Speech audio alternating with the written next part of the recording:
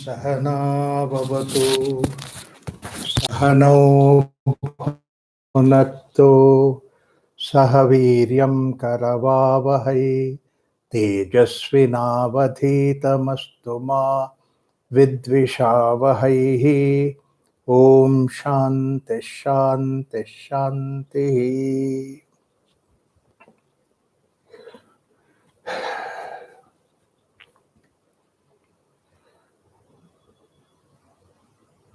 Indian philosophy or the Sanatana Dharma has these main important texts from which that they have derived the whole information. That's what is the Vedas. There are several people gave several ideas about the Vedas, but let me try to put it in a very simple way, not trying to unnecessarily mystify the things. Because if we start mystifying it, everybody else takes a mystic view, and then there are a variety of things in the world which can be questioned, like the way that the teachings of Quran, Hadith, these are all supposed to be coming from God directly, so that Muhammad received God's idea. So therefore, basically, that you have to believe in that. It's a mystic way that the knowledge descends. And the same way that there are so many mystics, they were there earlier, they are there today also, conveying that the mystic way that they do it. But then a rational way that when you look at the Sanatana Dharma, the mysticism has a very little part in that. Only thing is that what we can explain, the way that logically or with the intellect, anything about in this world outside, that we should not deny that. This is what the way that whatever that is there in this world, it is subjected to intellect, subjected to questioning. And that's why we have the greatest of these texts of the Vedas is the Upanishads. Upanishads are supposed to be the pillars of this culture. And the whole idea of Upanishad is nothing but sitting close to the teacher, and the student asks the question, teacher answers. Many times the questions are available, but many times the questions are not there. Only the answers are given. But in any case, that the way that the teacher speaks, it's like giving an answer to the question that already student posed. Now, these Upanishads are the part of the Vedas. So when we say that this questioning is so much encouraged as the topmost of our literature is supposed to be Upanishad, where the questioning is something which is encouraged, the same thing that we should take it, even the creation of the Vedas also, we should take it from the point of view of rational, rather than taking it that somebody who has, God has given these Vedas. Once we say that God has given these Vedas and they are unchangeable, unquestionable, then we are stuck in that. And getting stuck intellectually is the most difficult stagnation. We cannot proceed further. This freedom that Indian philosophy has, that we could, Sanatana Dharma, we could always proceed forward. And questioning was encouraged. That's why we have the questioning is called as the question answer way. It is called as Vada. And there are certain type of Vada which is supposed to be Samvada, which tries to help you. But the others which do not help you is called as Vivada. Let's not get into Vivada. Let's go to Samvada. This is what is the way that Brahma Sutra also says, that Vado Navalambhyaha. You cannot reach by only that logic and analysis explanation, but you need to transcend that. And there are several such quotations are there where it says that a question you have to do it, but then transcend the question is the way that suggestion is made. So as last time I was saying that a man, today's man that we see, 100 years back, like your own great grandfather generation, they were like that, like we are, they were also like that. Only thing is that there is a change in the living conditions, environment, and the type of activities that they were doing are different, but otherwise, man was the same. Not only 100 years ago, but if you go back extended to 300, 400 years ago, people were like that only. We know Vivekananda was one like us 150 years ago, or persons like Chaitanya Mahaprabhu was like us, extraordinarily brilliant, but at the same time, he was like a human being going around and having intellectual debates with the people.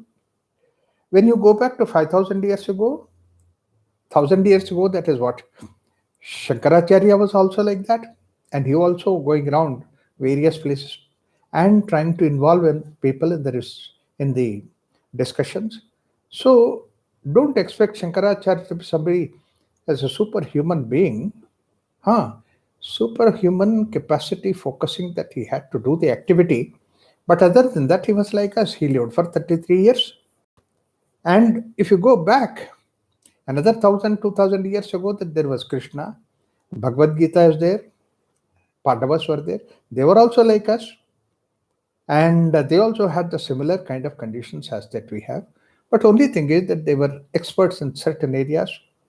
But then one very important thing is that the values seem to be the same today, and values used to be the same 100 years ago, 5,000 years ago. Like, for example, in Mahabharata, that a woman's modesty was disturbed, and even till today, it is taken as that as wrong. And that time, that was quoted again and again that this cannot be done. This is something which is bad, and that has to be uh, you need to make a correction for that. So all that is done. The same thing happened about 2,000 years before that, and Ramayana was there. Sita was abducted, but that was wrong. So Rama went and released Sita to come because Sita was taken against her will by Ravan. See, you look at the same situation when you look at it.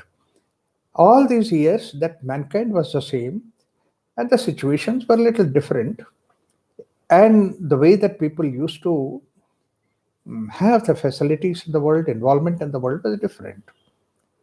Accepting that, there also that time that there were different levels of ways of people development, growth, and the technology in the world outside. Like we have the descriptions where Kishkinda, where we went in the beginning, Rama went to Kishkinda. There, they were staying in the caves. They didn't have proper houses and all that. All that was rishis used to have small little hermitages. Whereas at the same time, when somebody would go to Lanka to find nice, wonderful palaces, not only that palaces, there were the, the building descriptions here, even in Ayodhya, building descriptions are there which were multi-storied. That means to say technology was developed in cities, technology was not that developed in the rural areas, did not develop so much in the forest or jungle area. All these things were there. When you look at that way, that time, whatever that the culture that was going on all around, and some people, in my view, that they wanted to keep a record of this particular culture aspect of it from the Sanatana Dharma point of view. That's why these four group of people and people who were writing those things were supposed to be the Vyasas. So it's not one Vyasa, there are several Vyasas put together. They have recorded these statements and of whatever that was happening in those places. So it is like the way that somebody has the collected the knowledge of those places and written, maintaining like a diary. What is the way that people used to live? What's the way people used to behave, do what things and all that? How was the architecture? How was the town planning? All these details are there in the Vedas, including metallurgy and various other details which are supposed to be in the world that is needed. And then for our activities in the world, for our survival in the world, making this world supposed to be very pleasant place to live, convenient place to live. That's why that all these details were given in the Vedas. So we have Rig Veda, Yajur Veda, Samveda, Atharva Veda. All these four Vedas that are like the way that recordings of the society of the lifestyle of the people. So when you say lifestyle of the people, there is a description of rivers, description of the water works, description of the metallurgy. All these things are there. Now, what happens is that behind all these things, there is something called as these Upanishads. That means to say, once this lifestyle is something which is extraordinary, wonderful, we try to make lifestyle easy, comfortable. Then this question automatically arises: what are we living for? What should be the purpose of living? What is the goal of living? Is it only just making money and enjoying it and living as long as the life carries us? Is there something which is much more than that? Everybody has to die. Is there something which is within us, something which does not die? I don't know how somebody got that inclination that to see that there is something which will not die. Also is there within us. Probably there are several explanations for that, how that they would have arrived at that. One very simple thing is that you seem to be going through the childhood and also youth, middle age, and old age. You go through, and you are somebody who is common to all those things. This is what in Bhagavad Gita Krishna says. That he says that Shaishave, you have a childhood days, and then you have adult and all those things that are there. You go through, like the way after you die, also this body you live, you continue to live just as you lived through all these things. You live beyond that. So that means to say, before even that Krishna, whatever he said, there was always a knowledge that is something which is in the human being, something which is beyond, that lives beyond this body. We all live that. But at the same time, we all die.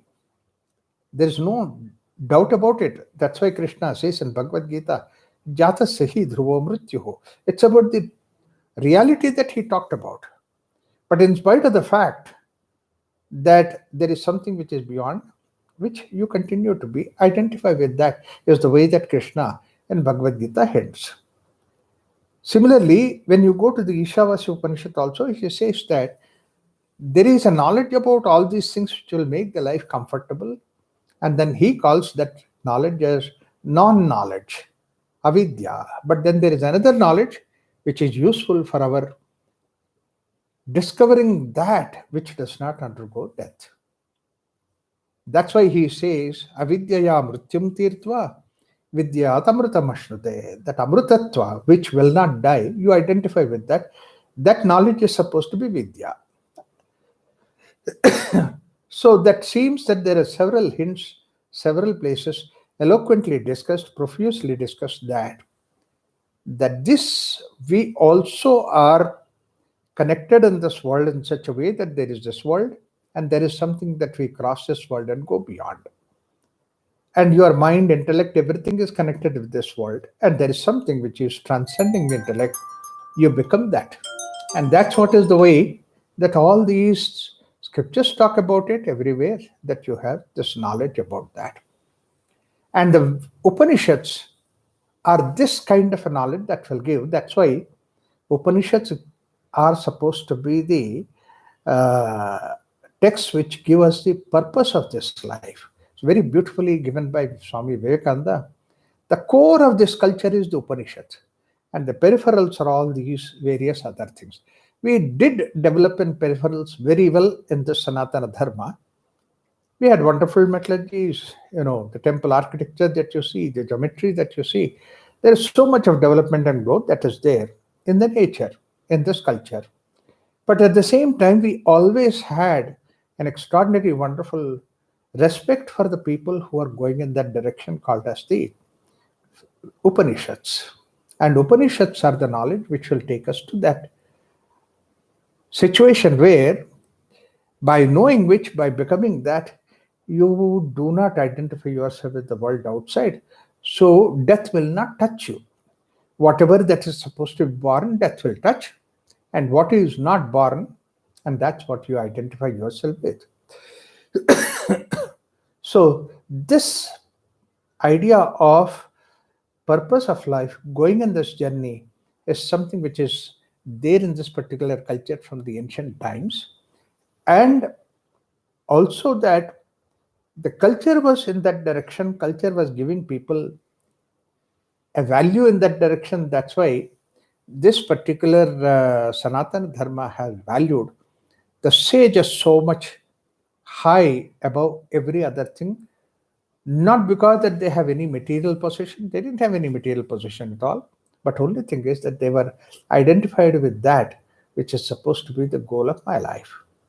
So therefore, that is the reason, that is the way that we have this word called, very beautiful word, Guru Sishya is called as the Antevasi. Sishya is supposed to be Antevasi. Antevasi actually means that you are going to become that Guru tomorrow at the end. Antevasi, by all this learning, by all these things, that you become that. When can you become that? Is when it becomes your experience, experientially into that state. So that is why until that time that we hold on to this logic, because everything in this world, material world, is a logic, and is a material world. So that is what they say in Narada Sanat Kumara discussion goes on, where he says that I read all these Vedas, Upanishads, everything I read, but in spite of it, my suffering has not gone, because suffering is there. Purely suffering is there when you don't want something to move, but that moves, and you want something to move away, but that does not move. Somewhere this definition is given. Yes, I want to get out of it, but then it hangs on for a long time. But certain things that I don't want them to go away, but situation comes, it goes away. Like for example, very near and dear somebody is there, but then he dies. And then I cannot blame that, because that he has to die. One day or the other he has to die, go away. This is what is the truth Buddha has found out. That this is something which the karana for the dukkha, the suffering, is that I don't want things should not move, but then they move. I want things move, but then they don't move. They stick on to us. So these are the things which are really happening within us. So we have to go beyond that. So there is nothing illogical about the way that our pursuit of yoga, pursuit of higher knowledge, pursuit to go towards the become one with the Atman consciousness. There is nothing mystic about it. There is nothing illogical about it. There is nothing very special about it. It's there for the mankind. But only thing is, as Krishna also expressed in Bhagavad Gita, though the path is clear, though the culture talks about it, the whole Sanatana Dharma is for that.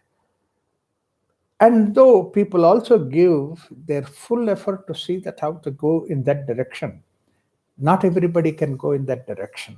That's why he says that out of thousands of people, a few people go in this direction, but out of those few, only will reach the ultimate. Manushyanam sahasreshu kaschit yatata siddhayet. Yatataamapi siddhanam kaschin mam veti tattvataha. Sahasreshu manushanam, that means out of thousands of people, kaschit yatata siddhayet. Somebody will be prepared for going in this journey, in this direction of yoga, Vedanta, philosophy, and the knowledge about the higher self. But in spite of it, yatatamapi siddhanam, of this kind of people, of these kind of siddhas who are going in that direction, kaschin mam vete tattvata, only one will reach me. It's like the way everybody is trying to reach the Everest. They go on to the Himalayas. At various stages, people drop off. Only very few will reach the Everest. Fortune few will reach the Everest. So this is how the ratio it is there. I mean, it's not only the ratio that is there in the spiritual path journey, but this ratio is there in every field, every area. Or that is exactly the way that nature seems to have been designed. Like I recollect the mango grove that is there at Prashanti, and during the season, mango season is going to come, flowering season. You can see the trees are full with flowers. You hardly see the leaves, only the flowers all over, which means basically each flower has a capacity to become a full-fledged mango fruit. So that means when you look at it, that tree can easily produce 1 million mangoes. But then what happens? Over a period of time, suddenly one storm comes, and then in that storm, 90% of the flowers drop off. Only 10% of flowers will be sticking onto the tree. But that 10% sticking onto the tree slowly becomes like small little raw mangoes. That small little raga mangoes are not even burden for the tree. They are happy, they're gentle, soft, green, nice looking. All of them can become have wonderful, perfect mango fruits. But what happens? One gale will come, one big hailstorm will come, and then in that hailstorm, 90% of those fruits drop off. And what you remain is the remaining fruits that are there, they will ripen. And when they ripen, at that point of time, the farmer says, this year we had wonderful mango crop. That means what is expected is that. What is expected is that. So that means to say that even the mango tree also that it expects to see like that. How many seeds are there and how many will sprout? Even that also, 1 million seeds are there out of which one sprouts. Not only in the case of animals, in the case of plants, but even in the case of human being. Every sperm man carries can become a human being. Millions of cells, sperms that he leaves into the ovum in the mother's womb.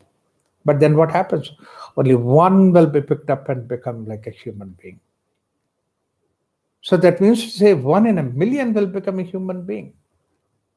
In fact, that's a little digression, but that gives us an idea that how important it is to see that how we nurture that sperm, groom that sperm, to see that it's something which is really extraordinary, and the progeny that you get is something which is absolutely like a unique kind of ability. And how can that happen? It can happen only if you really focus on that idea. That is what is called as brahmacharya. Brahmacharya is that don't dissipate your sperm anywhere else, don't do any nonsense, and even in the cerebral mind way, that don't nurture any other thought. It's only just one particular thing that is there. In fact, it is like the way another Satu said that if I say one time Rama's name and afterwards I don't need to take second time Rama's name, I'll be in samadhi. And he was in samadhi. That is the kind of idea that Sambhoga should take you to samadhi kind of a thing. And such a person who is born, must be somebody who is extraordinary. So that means to say how many ways that we get this knowledge that the people who reach to the top are very few. But then our Sanatana Dharma is the culture of this particular land, is that culture which always geared in that direction. You go to the temple, you go to the rituals or the festivals or anything that you take, it indicates about this particular journey that man has to make. So that means to say that this particular this is what is called as the vertical growth. Whereas all that what you do about the peripherals, that is the karma kanda, that means develop about the architecture, these, that, so many things that Vedas have given, they're all about the peripherals. And that you can go on increasing. Yes, earlier we used to have mud roads, and today we have white top roads, houses, extraordinary wonderful fittings are there, cars, extraordinary speed. Look at the amount of development that has taken place in the peripherals. Health-wise, there are so many different facilities to take care of your health. With all those things, what happened is that they all help us to see that how we can do a horizontal development, horizontal growth. And that's what you can see. A simple example for that is, if you eat at home, that you have one type of masala dosa, a couple of types. But whereas you go to the restaurant, that he says that there are 20 varieties of masala dosas, 200 varieties of masala dosas. That means that they are all peripherals. So we did not just only look at peripherals, we did develop that, but at the same time, we looked at the verticals. That vertical is that when we go in the vertical direction, reach the peak. And very few can reach the peak. And we always had that inspiration from all these great saints and sages to see that, yes, if they could reach, we could reach. This is what Tenzing Narke, when he reached on the Everest, somebody asked him that, what made you to climb Everest? He said, because it is there. And he said that if one can reach, then others will follow. And that one should be myself. Therefore, I'm going there to go on to top of the Himalayas. So he went on to the Everest, and then later on, how many people followed him? How many people made a beeline behind him? So this is what is the way that the inspiration works. So in this culture, Sanatana Dharma, the inspiration for us were these sages, saints, and their teachings are given in the form of Upanishads. Their teachings are given in the form of these dharmic texts, Sanatana Dharma texts. Because the Vedas were the same kind of a text where everything is there, the part of the Vedas, the knowledge part of the Vedas are called as the Jnana Kanda, which are supposed to be the Upanishads. And they're also known as Vedanta. Very poetical way that Vedanta name is given to them. All this knowledge that is collected is supposed to be Veda. And this whole Veda, this knowledge or this world, this culture, everything that is there, the houses, development, temples, architecture, town planning, metallurgy, everything that is there, all these are there for the purpose of life. What is that? The goal of life, end of life. And that's what is Vedanta. Very beautifully, somebody gave an analogy saying that if you have a rose plant, a small little stub, you put it in this garden so that you would like to have a nice, wonderful, multicolored rose flower. But then in the beginning, that all that is you can see in that is it is green so that it has life, and a few thorns here and there. It looks like that must be a small little cutting from the rose. Absolutely no idea of what kind of flowers it can carry. But then you put manure, you put water and everything, you wait and wait and wait because you cannot pluck the tree out of that. It has to grow by itself. You have to wait for that. It teaches you to wait. And once you wait, when it grows several leaves, it grows branches, and then finally it comes to a point there, there's a small little bud. And then now you are waiting because this bud is going to become a flower tomorrow. And next day when you get up, you see nice, wonderful, multicolor, big rose flower is there in your garden. From the point of view of bringing that stub and putting it in your garden to this, such an excitement, fulfillment. That fulfillment is called as the Lata is the plant, and then flower is called as Latanta. Same way, Veda is all that what we do in the analogy, and then the flower is supposed to be Vedanta. So life, whatever that we have around us, is supposed to be the plant, and then Vedanta, the self-realization, the realization that we are the Brahman, we are the Atman. And that knowledge is supposed to be Vedanta. And that is supposed to be the purpose of Vedanta. Great people are great people because that they have taken this path and then moved ahead. Like whether it is Buddha or whether it is Shankara, Yajnavalkya, all those people went in that direction. When you are focused on that, all other things are useful, all right, but at the same time, they are not valuables. Please understand that. They are useful, but they are not valuables for me. Food is there useful. When I'm hungry, I take it. But my value is there only in the spiritual journey that I make. A story is there where the sage wanted to go in that journey, saint wanted to go in that journey. Wife also said, I will go with you. Okay, both of them are going. leaving everything behind.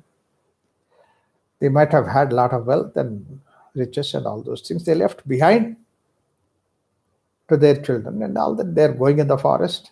And while walking in the forest, naturally the stronger husband, therefore he walks earlier, ahead of the lady coming behind. And when he goes on the way, suddenly he saw a heap of gold coins by the side of the road. Immediately, that his attraction goes towards that gold coins, and he started saying that, well, I'm a sannyasi, I left everything. My pursuit is only spiritual journey. I don't even have an eye on those things.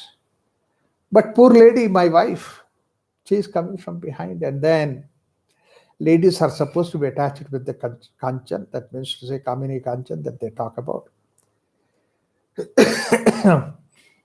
So, as a duty of a husband that I have to save her, so he makes a small little hole at the ground, puts all these coins and try to cover it up with mud.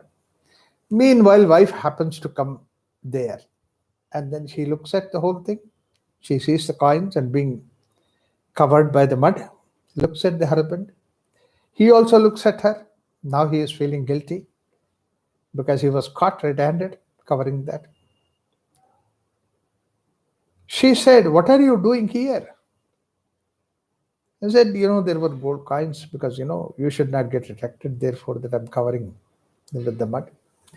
She laughed and she said, covering mud with the mud? Because in her mind, gold is already become mud, covering mud with the mud. And then she says, I thought you have gone far ahead. Yes, he was walking far ahead physically, but does not mean that he reached that state of goal, purpose, uselessness. For her, it is not valuable anymore. For him, it is still value. Value in the way that his wife might get attracted towards that. What an unfortunate. Useful things are there, but they are not valuable anymore. Yes, their value is there when I need. Cot is there value when I sleep. House is there when I live there. This is value. But then I don't anything more than that. Value is only one thing. That's what is my journey towards the spirituality, which is nothing but my own nature deep inside. My own spiritual nature that is inside. It's all very logical, clearly that is given. But in this process, as I said, whatever that is belonging to the world, not only the world that is there outside is left behind, whatever that the aspect of world that sits in me, also I leave behind. My senses, they are hanging on to the material world outside. So I transcend the senses, then mind, which is supposed to be a center core house of all these senses that are there. But beyond that, we have intellect. If you look at all your intellect is nothing but only information about the senses. But after that, when you go beyond that, there is nothing about the world outside. Then you have a wonderful feeling within you, bhavana world. Unfortunately, in English, we have what are called as emotions. It's not proper translation. It doesn't give you that elevated state. Bhavana is an elevated state. Like a very simple example that I can give about the bhavana is that the flute is there, which is nothing but a very simple bamboo, and it has few holes, and then you blow the exhale air through that. What is the material value? Nothing. But then the melody that you get, it can enthrall you. It can make even the cows get attracted towards that. Animals get attracted towards that. Shishurveti, Pashurveti, Jnanavet, Phanam, Veti Phanam. It means actually even the children, they love this lullaby song. It's something which transports you beyond this material world. That's extraordinary. That level we need to transcend. And that is what is called as bhavana. And a child is born with that bhavana. Animals have that bhavana. We are also having that. And then we go to the Swarupa, Atmasthiti. We become one with the Jivatma, later on become Brahmatma. That's what is our identification. That's what is the journey. So until that time that we come to the bhava level, we should hold on to the intellect. We should not give up that intellect. There is another very important thing is once you come to the bhavana, it's your purely very personal of yours. Like for the child, the relationship with the child and the mother, absolutely personal. Absolutely personal. It does not depend upon any factor related to the world outside, excepting that she is mother. Like many times when in the lady is having some party, some group, something like that, and then the child is very friendly child. Somebody picks up the child, little child, maybe about 7, 8 months, they carries around. Child is happy, going around and eat. But then suddenly the child remembers mother. The moment that the child remembers mother, look at his eyes, look at her eyes, looking everywhere to find out where is the mother. And if he or she cannot find out the mother in the next few minutes, you see the anxiety in the child. Cry comes out, and then you take the child to the mother, jumps to the mother. That's it, happiest state. It's very personal. Bhava is very internal. Bhava belongs to you. Intellect, until intellect, it belongs to the world outside, but then bhava belongs to you. You have the bhava within. This is what an extraordinary, wonderful journey that Indian philosophy made about, Sanatana Dharma made about.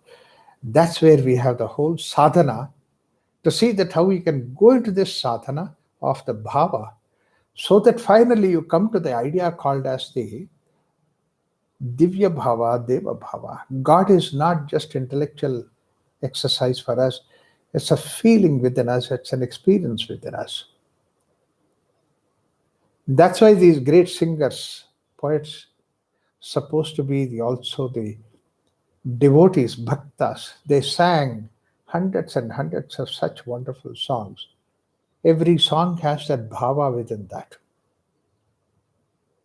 That's what Narada also says. Bhavojhitaste nalabhante muktaha. Vyasa says. If the bhava is not there, there is no mukti at all. The moment that you remove the bhava, then human being is only the highest level is intellect. And you can see that any computer can be better than a human being because it does more accurate computing than your human brain can do the computing. So this idea of until, but don't deny the intellect until that far that you take it. And once you come to that bhava level, once you come to that level of feeling inside, and that's very, very personal. I'm saying this very important point. We need to really understand it, take deep into us that my respect for Krishna, my love for Krishna, my feeling for Krishna is my own. My Krishna is absolutely for myself. It's not for anybody else. Similarly, I feel about my Rama. Or similarly, somebody else might feel about their own gods of their own culture, whatever that has come. Wonderful, very personal, but it is supposed to be feeling inside. It has nothing to do with the outside. Outside is a mob collection. Outside is something where you look at popularity. That means to say, the God I believe, you also should believe in my God. What an unfortunate thing it is. Belief is your own. Belief is not anybody else's. At that point of time, belief is something which takes care of it. And we all have that aspect of belief or faith within us. In fact, that's why we have very clear word for that in the Indian culture, in the Sanatana Dharma. Like a faith. A very simple faith that I can talk about is that I'm sitting waiting for my flight at the airport. Somebody sits next to me, and he also has the boarding pass for the same flight which I'm going. I see that it's a long distance, and then he has a luggage. He has maybe his family is there. I need to go to the washroom. I just say that, can you please take care of my bag for a couple of minutes? 10 minutes I come back, or I might pick up some coffee and come back. I leave that on them. That means to say I have belief in them. It's a very simple thing. Without belief, we cannot survive. We cannot coexist. Belief is very important. Belief is the way that we go into the state of unknown. I don't know whether that fellow will run away with my luggage or not. No. And if he says that, no, I forgot to take care of your luggage, somebody picked up, you can't say anything about that. See, there is a element of belief that we all work in. One like that is my own belief or faith, what we call it as, and that God will take care of me, protect me. So this is what is called as my belief, and that my belief is what is called as mata. Therefore, that Indian culture and Sanatana Dharma, mata is something which I have for myself personal reasons. And we have several in this culture that we created that kind of a thing, mata. Like the way that the drivers when they go on to the ghat section, and it's a tough meandering kind of a road that they have to take it up. These drivers, at the foot of that there is always a temple of Hanuman or Devi Durga, whatever it is, are the places where the pilgrim center is there, that pilgrims God is there. And you know how they go there and offer them a coconut or whatever it is, and then pray in front of it and then go. With a belief that this God will take me a journey comfortable. The anxiety portion that is there hanging on your mind will be taken care of by this mata that you have. And he is so focused about himself, about his faith in that. He doesn't ask you, you all from bus people get down and then go in front of it so that we'll all be safe in the journey. No. He is the driver. He is taking it, so he is safe. And his assistant, they will do all that and then come back. Every time I see that, I feel what a wonderful culture that we have in the Sanatana Dharma, that people can easily put faith in that. And it's very, very personal, very easy. I don't have to convert people into that. I don't have to say that, if you don't believe in this Hanuman, you're going to go to hell. No, nothing like that. Or by believing Hanuman that you are going to go to heaven, nothing like that. It's my own personal Shraddha. This particular thing is what is called a Shraddha, which is supposed to be my faith. That's why this word that we have, equivalent word we cannot have in English. Shraddha, a very deep word compared to faith. So these are all the things which are there in this particular Sanatana Dharma, which makes man's life very unique, extraordinary. Let me give you one very important point that sum up all these ideas, that it's not the question of denying the world outside, but this world is useful, but has its own value only to that level that it has the value, but not beyond that. But what is really valuable for us is the spiritual journey that we go deep inside. And until the level of intellect, we deal with the world, everything is there, but beyond the intellect, there is so much more that is there, and that we transcend. Patanjali also gives very beautiful way that there is So much more that is beyond. You cannot reach there by, you cannot understand that by only level of intellect, but it exists, it is there. But is it something that you are only positing? No. In fact, we have reality about that. So until this time, that means to say, until the time that you have intellect, vitarka, vichara, a thought, and then the person who is doing all this vitarka, vichara, and all that level that what we have is supposed to be says that sabija samadhi.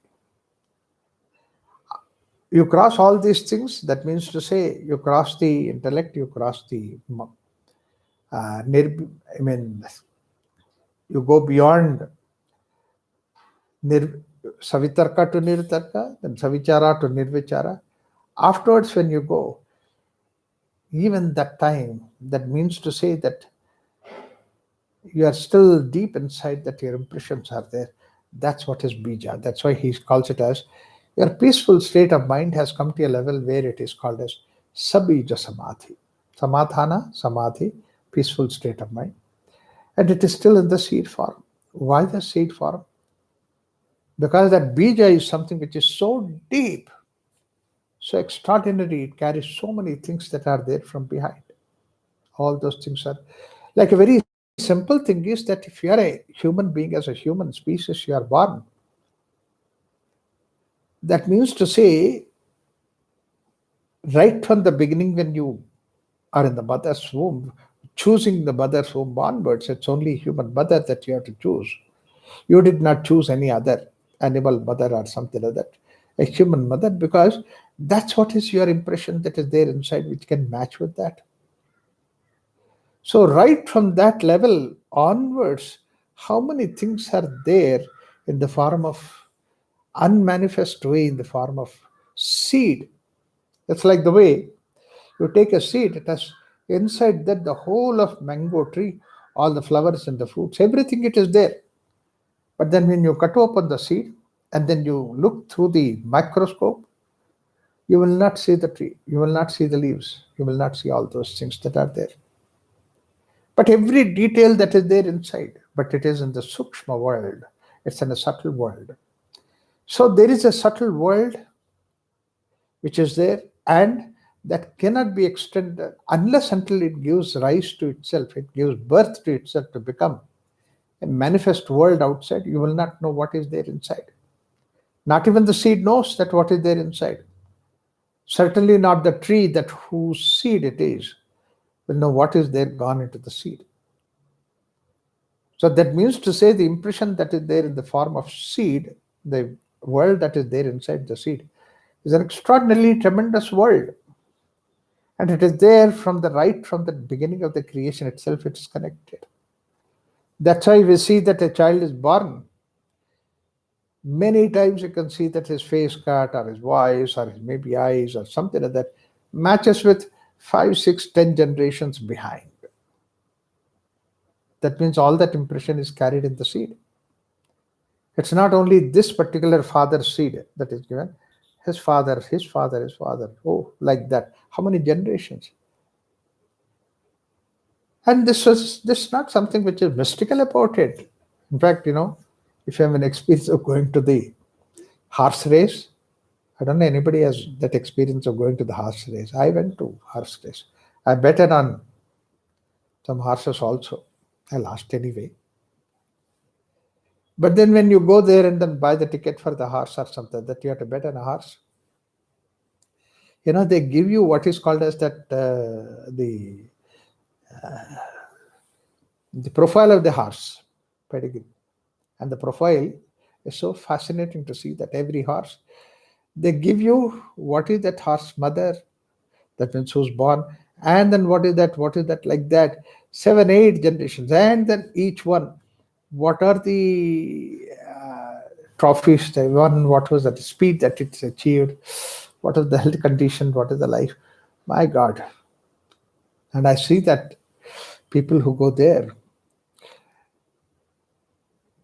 who bet on the horses, They'll be studying more seriously than the students who are studying in the exam hall. I was always wondering that if they could have done that kind of a study during the exam time, they would have been going to their horse race. They would have been a much wonderful position in the society. I went with my friend who had a couple of horses. He owned a couple of horses. Therefore, we bet on that. Fun. But then there also that you see that how many generations this has carried the impression. And where is that impression? Is it not in the subtle world? So beyond the level of intellect, when you go, there is so much of world that is there, but which is absolutely purely personal, your own. So therefore, that the subtle world, I cannot demand on anything like that. I can depend on any. I can't force on anything on anybody. On the other hand, if I have such an extraordinary, wonderful, subtle world, that must show up in my own activity that is there, like the way all that which is there in that horse from the previous generations, and it manifests in the form of this horse in its running. Same way, all that impression that was there with me that I carried from all those things, it has helped me to see that how this life it helps me to grow in that direction. I know that if it were to be in other direction that were going on, but now I'm educated, now I'm knowledgeable that the journey of the life is going towards this finding out the Jivatma, finding out the Atmasthiti, your own natural condition. So that means to say your direction now, you can manage yourself. All those impressions are there. Now you can give a direction to your life in that direction. So therefore it is said that whatever might have happened, whatever the impression that you carried from all these previous lives, don't worry about it. Start learning, getting experience of this life. How many people were born far off different countries, never knew about anything about spiritual journey, spirituality, and all that. They come across Sanatana Dharma and then they follow that. They feel that this is the right place I've come in, right direction I've taken up. Seriously, they go in the spiritual path. This is extraordinary, wonderful journey that we can make. But this journey, purely personal, this journey is extraordinarily wonderful. There are people who have become our role models. They have gone in that direction. We see the spirituality in the people, and that becomes like our guiding path, guiding direction. But please understand that the Sanatana Dharma, what it gives us a spiritual journey for the God realization. But there are so many in between hurdles, in between problems that are there. And the more and more that you go to deeper, the more and more these difficulties are there. And in the process, even the teacher are also there who says that if you don't follow me, it's like Guru Droha. If you don't follow me, it's like you are blasphemous. You are condemned to the greatest of the hell. Nobody can condemn anybody into the greatest of the hell. And by saying those things, they make you to do all kinds of nonsense. Unfortunately, we have such bunch of gurus who are there in the nature, in the society. And not only today, at every point of time, they will be there. If our goal is clear, if our mind is very clear, approach is very clear, then things will become easy for us. Now, what are all these people who are supposed to be called gurus? Unfortunately, that they are there. What make them to do what they are? Not only the gurus, I'm talking about, they're supposed to be the prophets, they're supposed to be the people who say that what I said that you have to follow, otherwise that you go to the hell, condemned to the hell. So these kind of teachings that you come across, how do you understand that?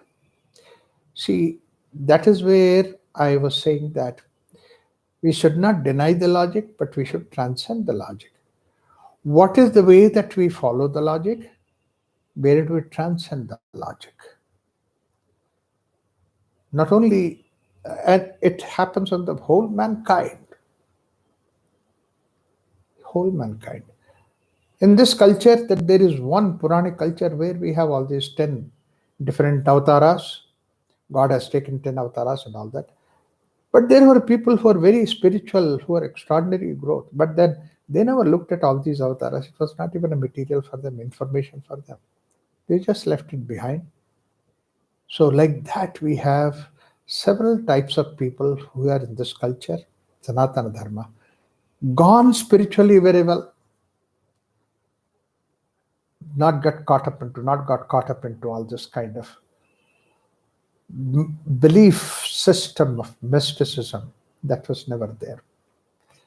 Let me talk about this aspect of it, and also I would like to quote from Patanjali. But also, very important thing is that this information you can get it also some amount of direction that you get about this from Avastatraya Viveka of the Mandukya Upanishad.